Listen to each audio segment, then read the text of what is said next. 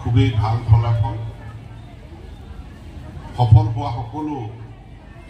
শিক্ষাৰ্থী তেওঁলোকৰ পৰিয়ালক মোৰ ফালৰ পৰা অভিনন্দন জ্ঞাপন কৰিছো আৰু যিসকল সফল হ'ব পৰা নাই তেওঁলোকৰ সংখ্যা কম কিন্তু তেওঁলোককো মই ভৱিষ্যতৰ কাৰণে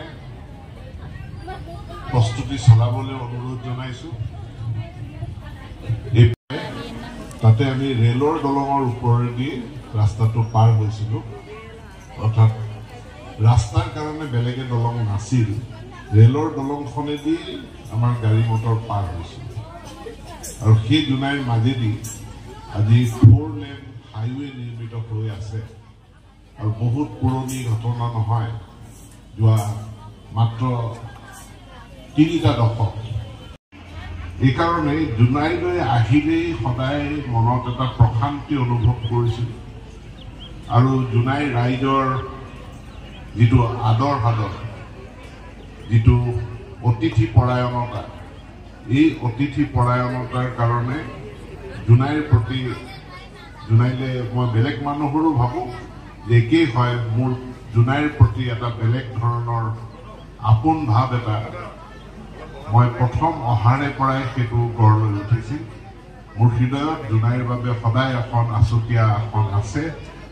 আৰু এই আছুতীয়া আসনখন ভৱিষ্যতেও থাকিব আৰু ইয়াৰ মূল কাৰণ আছিল যে জুনাইৰ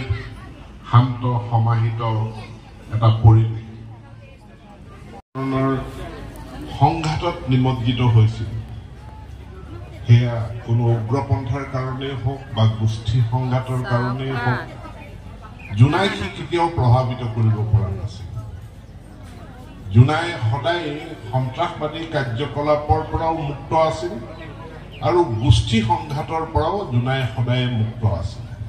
মাজত এটা দুটা অপশক্তিৰ অপচেষ্টাত